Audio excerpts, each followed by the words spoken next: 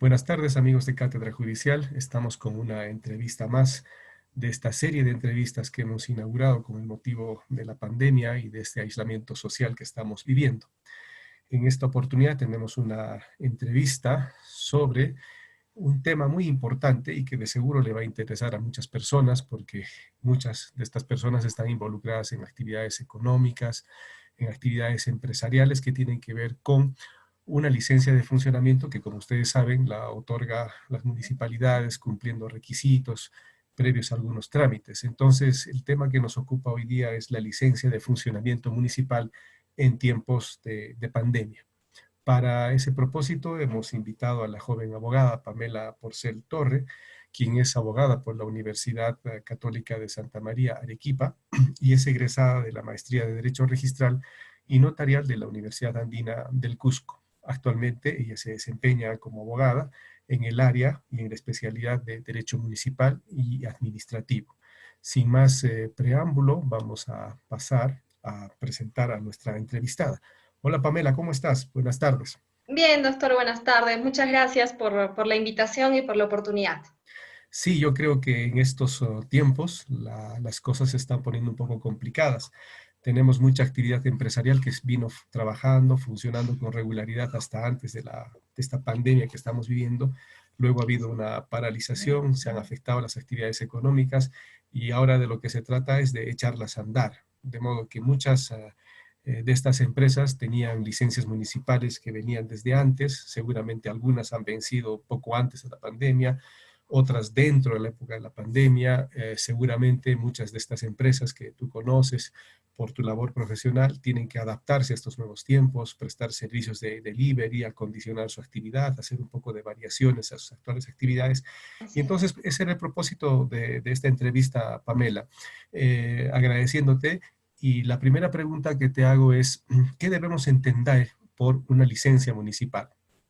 Bueno, básicamente la licencia municipal viene a ser una autorización que nos otorga las municipalidades para el desarrollo de nuestras actividades económicas en un determinado establecimiento dentro de su jurisdicción, ¿no?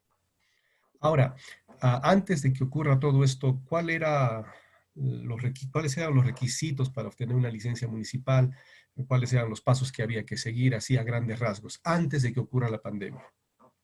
Claro, bueno, básicamente los aspectos que la municipalidad evaluaba eran la zonificación y compatibilidad de uso y las condiciones de seguridad en la edificación, que podían ser catalogadas con nivel de riesgo bajo, medio, alto o muy alto, ¿no? Básicamente eran esos dos puntos que eran evaluados por la municipalidad y los cuales tenían que ser acreditados. Bueno, muchas de estas licencias habrían vencido antes de la pandemia y otras seguramente han vencido durante la pandemia. ¿Es eso correcto? Sí, efectivamente. Para ponernos en contexto, sería bueno explicar cómo era el trámite antes Perfecto. de las modificatorias que se han hecho recientemente. Antes, eh, uno tenía que tramitar primero el certificado de inspección técnica de seguridad en edificaciones, popularmente conocido como certificado de defensa civil, porque es la oficina que lo emite, pero tenía que tramitar este certificado antes y luego adjuntarlo al expediente que presentaba ante la municipalidad para su solicitud de otorgamiento de licencia de funcionamiento, ¿no? Luego, una vez de que se modifica la Ley de Procedimiento Administrativo General y entra en vigencia el Decreto Supremo 002-2018 PCM, que aprueba precisamente el nuevo reglamento de ITSE, lo que busca es unificar de algún modo ya estos procedimientos y lo que se hace es que se presenta en un solo momento, sea declaración jurada en caso de edificaciones o establecimientos que hayan sido catalogados con riesgo bajo o medio, o un expediente con los documentos técnicos necesarios en caso de edificaciones que hayan sido catalogados con riesgo alto o muy alto, y se presentaba en un mismo momento uno de los juegos, porque se presentaba tres juegos, uno de ellos era derivado a la Oficina de Defensa Civil o la que hiciera sus veces, y ellos le daban el trámite. Sin embargo, de todas maneras se tramitaba por, así sea presentado ante una misma entidad que viene a ser la municipalidad, cada oficina tramitaba estos documentos de forma independiente, ¿no? La licencia de funcionamiento, la oficina de defensa, perdón, la oficina de licencias, dentro del plazo que antes era de 4 días hábiles, que eso también se ha modificado ahora, y en el caso de edificaciones con riesgo alto y muy alto, en 10 días hábiles, ¿no?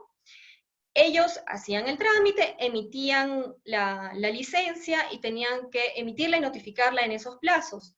Y por su lado, la Oficina de Defensa Civil tenía que realizar la inspección técnica correspondiente y emitir el certificado de ITSE, ¿no? En muchos casos no salían estos documentos al mismo tiempo, ¿no? Dada la carga, en muchos casos atribuida a a las oficinas de defensa civil, las licencias salían antes y los certificados de defensa civil quizás con algunos días de retraso, ¿no? Pero básicamente esa era la forma en la que se tramitaba y los plazos que se tenían que cumplir, ¿no? Como sabemos, desde el 2016 se ha venido buscando de forma más exhaustiva, quizás la simplificación administrativa, además como una política de gobierno instaurada, y eso se ha visto, pues, se han efectuado a través de los modificatorios que se han hecho a la Ley de Procedimiento Administrativo General, ¿no? Y con esta nueva situación actual y con esta nueva modificatoria que le comento, que se continuó modificando y aprobando el nuevo reglamento, ahora se ha publicado el 10 de mayo, hace poco más de una semana, el decreto legislativo 1497, que modifica precisamente la Ley Marco de Licencia de Funcionamiento y la Ley de Procedimiento Administrativo. No lo escucho, doctor. Ahora sí. Ahora sí. Antes de pasar a ese punto, Pamela, disculpa que te haya cortado.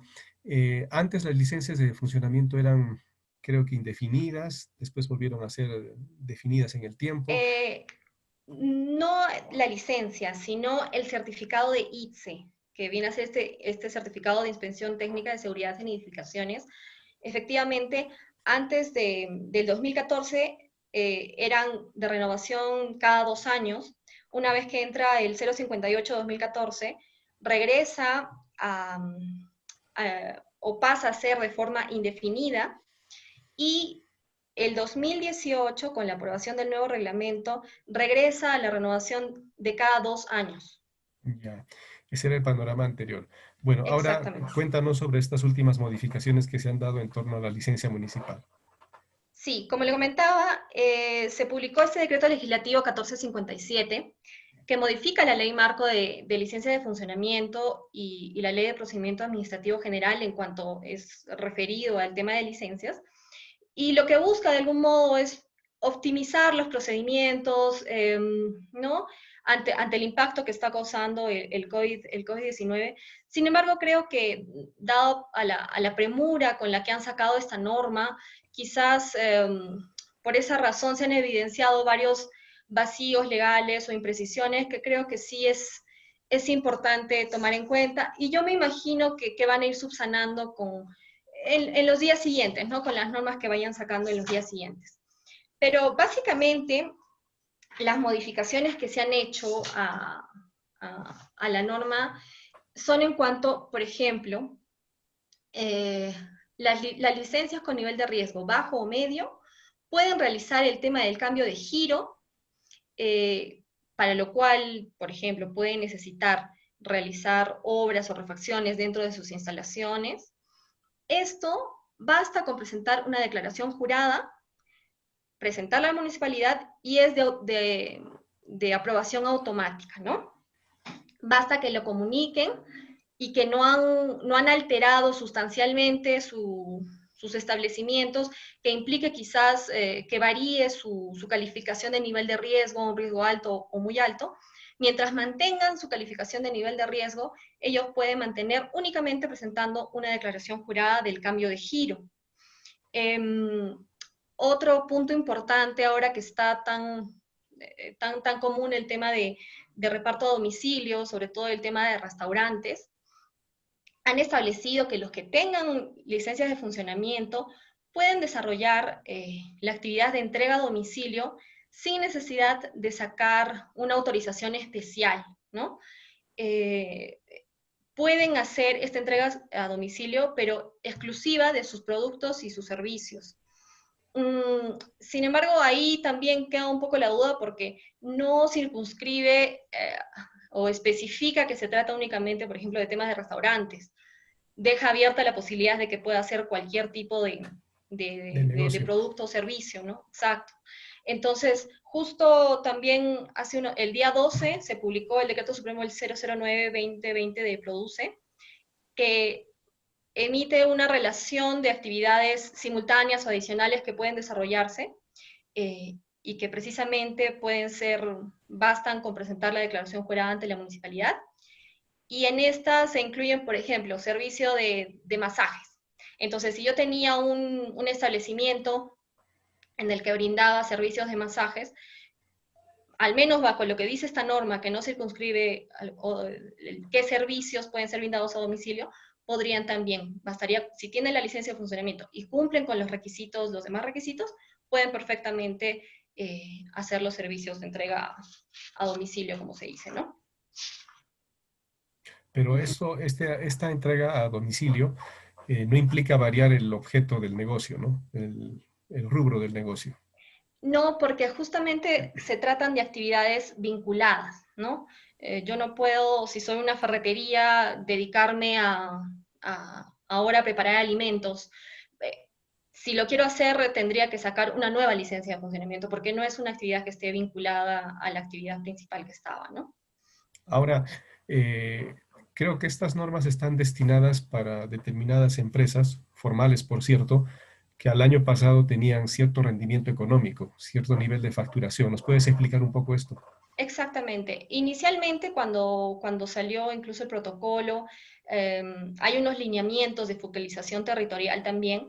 Inicialmente, únicamente se consideraba a Lima, a los locales que operaban en Lima, y a empresas que tengan licencia de funcionamiento, que sean formales, pero que además hayan facturado al menos 75 UITs en el año 2019 y cuenten con al menos 5 trabajadores. Eso se modificó días después y se redujo, ¿no? La facturación a 50 UITs, pero se mantienen los demás requisitos y se incluyó también a las demás regiones, exceptuando a las regiones que están con los niveles más altos como son Tumbes, Lambayeque, Loreto, ¿no? Que están especificadas.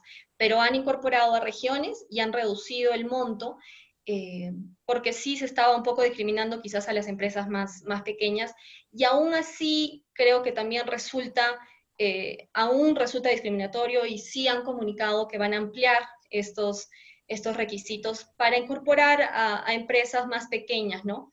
Que quizás son empresas familiares, que no facturan tanto, que no tienen 5 trabajadores en planilla, quizás son menos. Entonces entiendo que también en los siguientes días o en las siguientes fases eso se va a incorporar. Claro, es posible que estas normas se diseñan desde la capital como siempre, ¿no? Entonces toman ellos parámetros de la actividad Exacto. económica limeña, pero no necesariamente esos mismos parámetros sirven para todos los otros departamentos. Entonces seguramente habrá, como tú estás indicando, muchas normas que sean susceptibles de ajustes, de modificaciones. He visto ahora el peruano que tiene bastantes fe de erratas, ¿no es cierto?, para ir Sí. precisando muchas cosas, y seguramente todo esto será un tema. Justo con la iniciación de esta nueva o la implementación de la reanudación de actividades de esta primera fase, pues nos han bombardeado con normas la semana pasada llenas de protocolos, de normas técnicas, y una norma que de algún modo parchaba el vacío que dejaba la otra, fe de ratas. Entonces creo que vamos a ir ajustando en el camino, ¿no? Ahora, muchas de estas normas, como por ejemplo el tema de la licencia de funcionamiento, que es estricta competencia municipal, ¿cómo ves tú a las municipalidades frente a este tiempo que estamos viviendo y frente seguramente al volumen de normas que se están dando con respecto principalmente a la licencia de funcionamiento, estas autorizaciones para actividades que sean afines? ¿Cómo estás viendo tú, en principio, todavía no hablemos del tema sectorial de supervisión posterior, sino simplemente del aparato municipal respecto de estas licencias de funcionamiento? ¿Ves algunos problemas, algunas trabas? ¿Cómo ves a las municipalidades?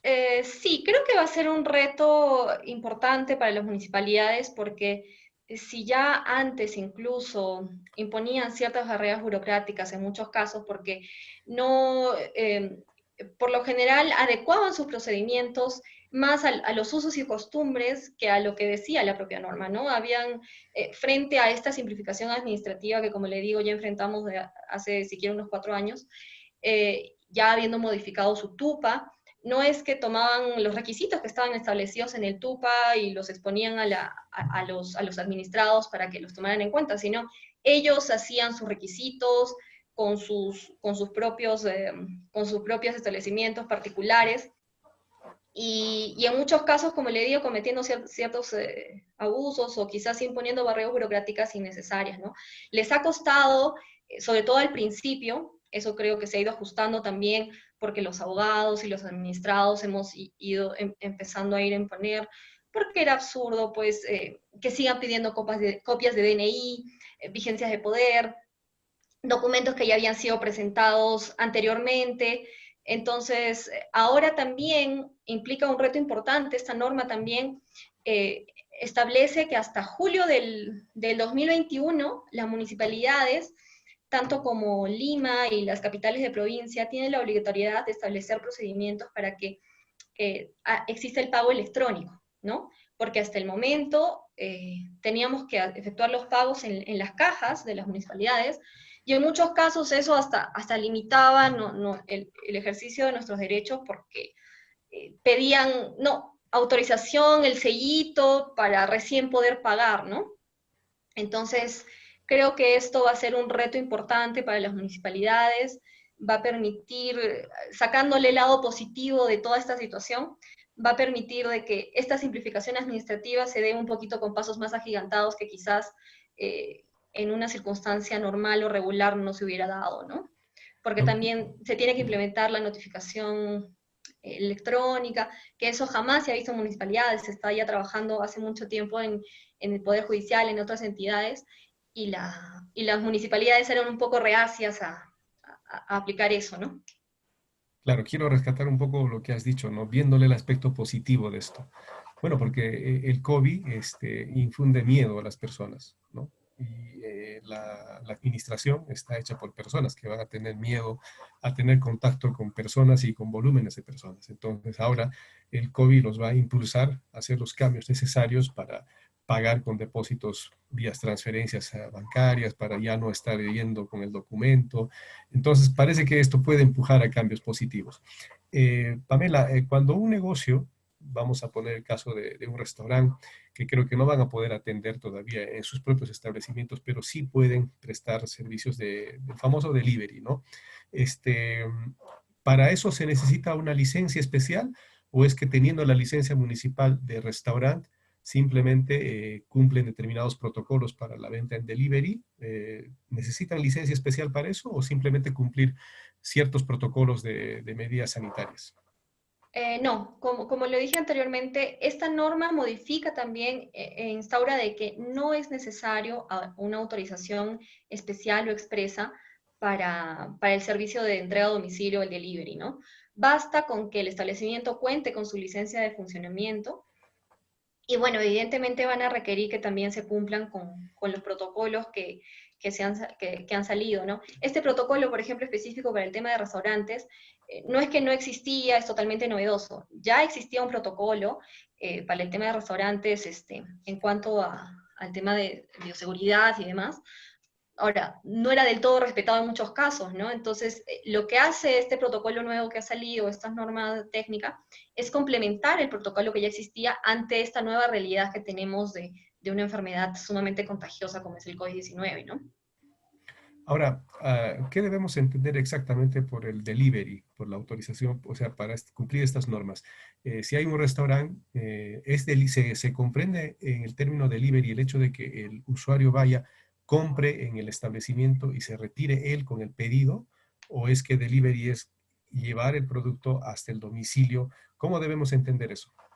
Claro, las normas que han salido específicas en cuanto a este tema conceptúan ambas posibilidades, ¿no? Sea entrega a domicilio o sea recojo en el local, porque se entiende que el restaurante no va a brindar el servicio en el local, no va a atender en el local y es lo que se quiere evitar y como dice, al menos un buen tiempo tampoco va a haber, ¿no? Entonces conceptúa ambos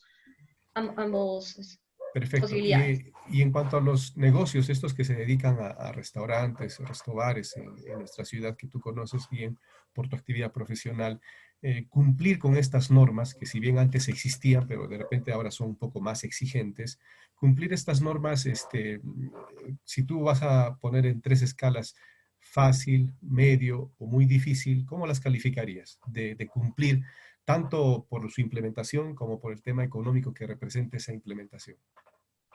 Yo creo que depende bastante también de la implementación con la que ya contaba el establecimiento, de la experiencia y del tamaño, ¿no? Porque, como decía, no es lo mismo una empresa familiar pequeña que quizás ya había hecho un esfuerzo incluso para estar dentro del marco de la legalidad, contar con su licencia de funcionamiento, contar con un certificado de defensa civil, implementarlo.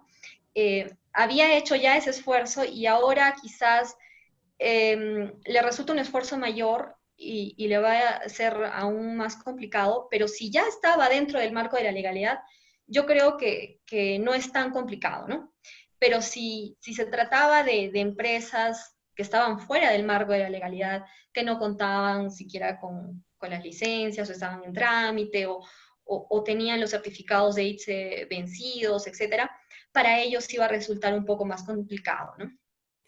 Ahora, Pamela, explícanos un poco el tema este de, salen todas estas normas que si bien existían, repito, pero que ahora van a ser más rigurosas, estas normas, ¿cómo van a ser fiscalizadas? Es decir, el establecimiento las echa a andar y después le es sometida a fiscalización, o es que antes de echarlas a andar necesita una suerte de autorización, alguna fiscalización previa. ¿Cómo se echa a andar este tema? Claro, exactamente. Desde siempre existe en realidad el tema de la fiscalización posterior, que, que incluso cada vez que entra una nueva gestión de alcaldía es bastante constante, al menos el primer tiempo. Pero de acuerdo a estos procedimientos que han sido modificados, instruye bastante, tanto desde el inicio, cuando uno va a iniciar el trámite de licencia, dice que la municipalidad tiene la obligación de orientar al administrado en cuanto al tema de zonificación, compatibilidad de uso, eh, para hacer el trámite de la licencia, ¿no? Para que luego efectivamente no haya inconvenientes.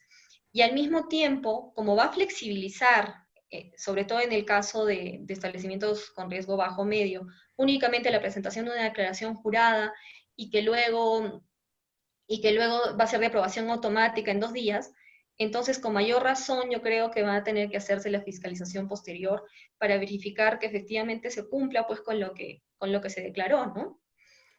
Ahora, En eso sí son enfáticos. sí, ahora Pamela, el tema de la fiscalización posterior. Hablemos un poco de esta fiscalización posterior.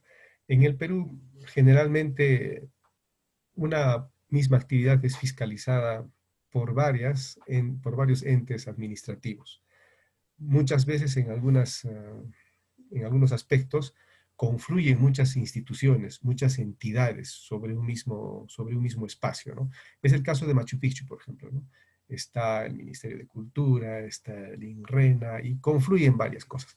Pero haciendo el paralelo con esta actividad que van a iniciar muchos de estos negocios de cara al delivery, ya sea porque hay que llevar al domicilio o ya sea porque hay que entregarlo en el establecimiento, ¿alguien lidera esa fiscalización? Son varias entidades que concurren a esa fiscalización, cada una con sus competencias, porque también seguramente el tema laboral va a estar ahí con los ojos puestos sobre estos negocios respecto a los trabajadores, el tema sanitario respecto de las pautas de que se tienen que cumplir para el despacho de alimentos, etcétera. Entonces, la pregunta que yo te hago, Pamela, es, ¿quién lidera esta labor de fiscalización? Hay muchas entidades que confluyen con las mismas competencias. Explícanos un poco cómo va a ser o sea, a qué se tiene que enfrentar un empresario que va a entrar a trabajar en la entrega de su servicio en su domicilio o a domicilio.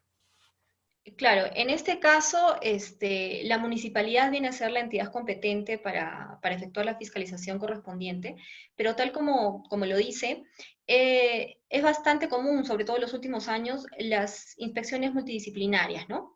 Que si bien son lideradas por la municipalidad, confluyen entidades tales como SUNAT, SUNAFIL, DIRESA, distintas entidades que van cada uno respecto a las áreas que le corresponden, ¿no? Entonces, de esa manera se hacen pues las fiscalizaciones para que abarquen pues todas las áreas que involucran en fiscalizar. Ahora, hay que tomar en cuenta que, por ejemplo, en el caso de restaurantes, como me dice, restaurantes, etcétera, si van a abrir sus establecimientos, únicamente va a ser para la utilización básicamente de sus cocinas, ¿no? Y para expedir los alimentos. Entonces, también habría que un poquito adecuarse a esa nueva realidad que se va a tener, ¿no? Y las inspecciones y las fiscalizaciones posteriores van a tener que adecuarse también a esta nueva realidad, ¿no? Sí, yo he tenido clientes que me han consultado también, ¿y qué van a hacer, no? Porque ahora, por ejemplo, yo voy a estar a puerta cerrada, entonces van a poder parar en la calle a mi motorizado y pedirle y ver si cumple los requisitos y demás, ¿no? Entonces, va a implicar una adecuación a una nueva realidad de todas maneras, ¿no? Ahora, Pamela, un gran problema es estas varias áreas de fiscalización, pero imaginémonos que tenemos 4 áreas de fiscalización, por nombrarlas, digamos, trabajo, por nombres, sanidad, municipalidad, seguridad, etcétera, ¿no? Al momento de hacerle conocer al empresario que está en una falta o que ha incurrido en algunas omisiones que le pueden costar caro de acuerdo a su licencia, pueden suspenderla, ¿quién canaliza todo ese procedimiento? La municipalidad. Cualquiera O fuese el sea, área de fiscalización, trabajo, por ejemplo. no. O sea, en cuanto al tema que estamos tocando en este caso en particular, ¿no? Y como me dice que afectaría directamente, se iniciaría un procedimiento administrativo sancionador, incluso Exacto. podría traer como consecuencia de la declaración de la nulidad de su licencia, entre otras consecuencias, es la municipalidad, ¿no? Evidentemente, cuando se hacen estas inspecciones multidisciplinarias, cada entidad, de forma particular, dependiendo de lo de la inspección Encuentre. que haga o de los hechos que verifique, iniciará de corresponder o de considerar lo necesario procedimientos administrativos en cada una de sus áreas, ¿no? O sea, potencialmente se enfrentan a varios procedimientos administrativos disciplinarios o sancionadores. Y es en realidad es lo que a lo que siempre se han enfrentado nuestros empresarios, ¿no? Por eso muchas veces está el reclamo, quizás la inquietud de ellos de decir, bueno, existe la intención de formalizarse, existe la intención de estar en el marco legal, pero aún así ¿no? nos presionan por todos lados, ¿no? Sobre todo a los pequeños empresarios, pues quienes son quienes más sufren a veces las consecuencias, ¿no? ¿Cómo ves tú de cara al futuro la actividad fiscalizadora de la municipalidad? ¿Crees que, porque mira, hay tantas normas que están saliendo, tantos protocolos que se están estableciendo en exceso, vamos a decir, o muy minuciosos, etcétera? Entonces eso puede caer en el tema de que tenemos que pegarnos a la letra haciendo los check-in en cada actividad que hacemos, falta un ítem con check y ya te bajan el dedo. ¿Cómo ves tú el futuro de la actividad fiscalizadora? ¿Qué esperas tú de la administración o qué invocación les harías, no? Bueno, sobre todo basándonos, como le digo, en estas últimas modificatorias, que me resulta, por ejemplo, interesante el cambio que se hace un poco, no sé si en el concepto o en lo que antes implicaba únicamente el ITSE, que era esta inspección técnica de seguridad en edificaciones. Posiblemente lo que ahora van a hacer es unificar estas condiciones de seguridad pues con las medidas sanitarias y de bioseguridad, ¿no? Que se vienen exigiendo en estos protocolos de cada sector económico del MINSA. Entonces, ello va a implicar que justamente también las municipalidades, a través de sus fiscalizadores, se tengan que adecuar a este nuevo concepto, a este nuevo unificación de conceptos que va a implicar, o que implica toda esta modificatoria, ¿no? O sea, un fiscalizador que únicamente iba a ver un tema de físico, de una edificación, que ya no va a tratarse de eso, sino va a tratarse ahora de medidas sanitarias y de seguridad, pues va a tener que variar hasta la forma de su fiscalización, ¿no? Desde el protocolo, porque cada institución, incluida la municipalidad, va a tener que adecuar su protocolo de bioseguridad y demás, desde el atuendo que tenga que usar, hasta el procedimiento que tenga que realizar, los formatos también se van a tener que adecuar a eso, y a la información que tengan que recabar, ¿no? Entonces, creo que resulta importante y es un reto muy grande de que las municipalidades empiecen a implementar los sistemas electrónicos, las notificaciones electrónicas, ¿por qué no más adelante también ver los expedientes de forma electrónica para evitar esta atención física? Sabemos también, en general creo que en todas las instituciones públicas hay mucho hacinamiento de los trabajadores, en las municipalidades también es así, la gente ocupa espacios muy reducidos, con mucha gente, con muchos documentos, entonces creo que lo positivo, como decía, que podemos sacar de todo esto, y lo que invocaría a la municipalidad es que eh, se abran y se den la oportunidad, que vean lo positivo de esta situación, para precisamente implementar procedimientos ahora que sean en beneficio de los administrados, que busquen la simplificación administrativa y que busquen evitar que haya congestionamientos de gente en las municipalidades, ¿no? Ahora, finalmente, Pamela, ¿qué mensaje le darías tú en forma general? ¿Qué consejo, qué instructivo o qué forma de pensar deben tener los empresarios que en este momento seguramente deben estar pensando entre si cerrar, continuar, de repente variar un poco el giro de su negocio dentro de su propia actividad, de lanzarse a trabajar el tema en delivery? Porque de hecho muchos establecimientos ya lo están haciendo y de seguramente lo están haciendo al margen de cumplir exactamente las normas, ¿no? O sea, debe haber alguien que debe estar pendiente de ver cómo lo hago, y debe haber empresarios que ya lo están haciendo. Seguramente no en temas de comida, ¿no? Yo te comento que de una conocida librería cusqueña yo ya hice un delivery de 2 libros y me llegaron una trabajadora con su máscara, una bolsa, me entregó los libros cerrados en una bolsa, le echó un rociador, bueno, yo también Claro. con mi máscara le recibí todo eso. O sea, hay un nivel de cuidado natural en las personas de acuerdo al miedo a contagiarse. Lo que yo te quiero decir es, para echar a andar estas actividades de delivery sin infringir la licencia municipal, sin caer en una fiscalización que te puede sancionar, ¿es posible ya echar a andar esto o es que hay que esperar a que todavía todo se implemente? ¿Cuál es el mensaje que tú le das a los empresarios que quieran ya adaptarse a estos nuevos tiempos? Claro, bueno, yo les diría que no se desanimen, que si bien hay muchos requisitos y normas que parecen exagerados, abrumantes, sobre todo para algunos que no conocen muchas normas técnicas, legales, resulta abrumador, ¿no? Para cualquiera. Entonces, que cuando me han hecho incluso la consulta, ¿no? Me dicen, yo no cumplo con estos requisitos, ¿qué hago? No puedo hacer nada, termino en la formalidad, ¿qué hago? O sea, sí tengo licencia, sí tengo mi certificado, pero no llego a la facturación mínima, no tengo tal cantidad de trabajadores.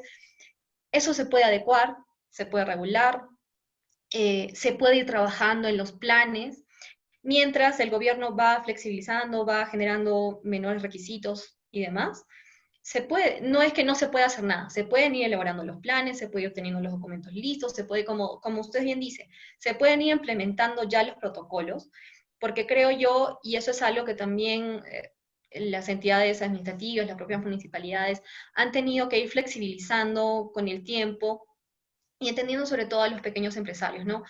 No es lo mismo ver a alguien que no hace el esfuerzo en absoluto para adecuarse a la nueva realidad, de implementar los protocolos, ¿no? Que alguien que sí hace el esfuerzo, busca la formalización, busca adecuar sus establecimientos, su personal.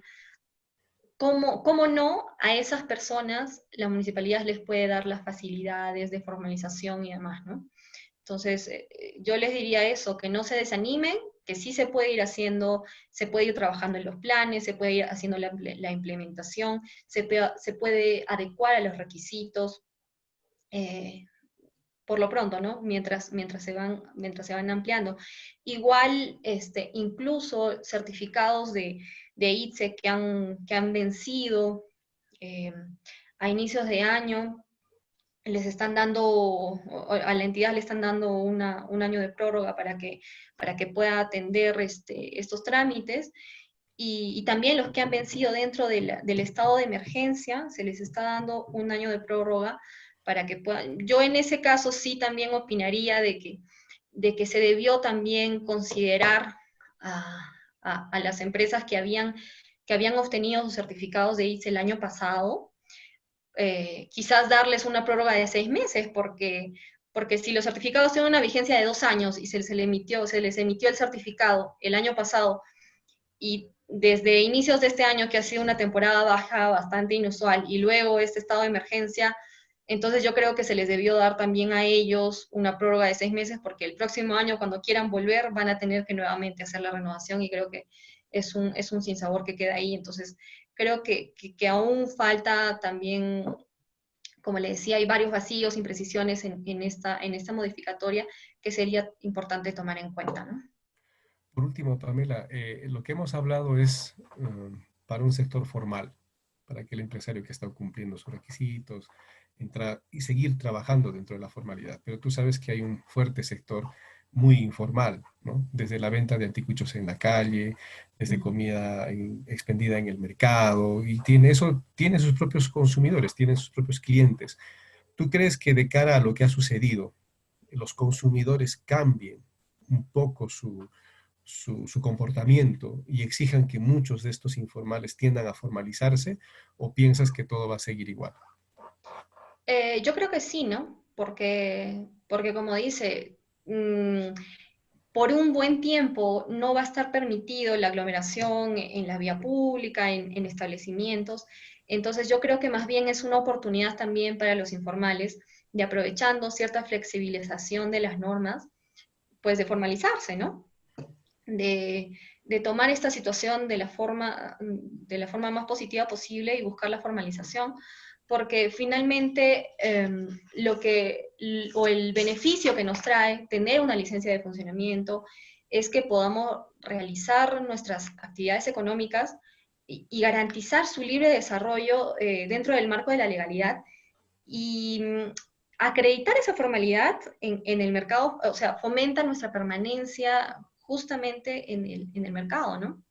Entonces, creo que eso van a tener que merituar los empresarios, quizás que hasta este momento se manejaban de forma informal, y ver cómo esta situación ha traído consigo el mirar de que el estar formalizados de algún modo, pues todos estos beneficios que trae, ¿no? Hasta los beneficios económicos que ha sacado el Estado y demás, ¿no? Entonces creo que es una muy buena oportunidad para eso. Bueno, esperemos que todos lo lean así. Pamela, muchas gracias. Tus últimas palabras en esta entrevista. Nada, agradecerle, doctor, por la oportunidad. Creo que es muy importante lo que hace con Cátedra Judicial. Espero que de este modo también los abogados podemos llegar al resto de colegas y de público. Y bueno, que es una situación complicada para todos, pero creo que lo importante es continuar trabajando desde nuestras trincheras y buscar siempre dar lo mejor de nosotros. Gracias, Pamela. Amigos de Cátedra Judicial, ha sido Pamela Porcel Torre hablándonos sobre las vicisitudes que tenemos ahora en la actividad empresarial de cara a las licencias municipales y las nuevas actividades económicas acorde a los nuevos tiempos. Muy buenas tardes con todos. Nos vemos pronto.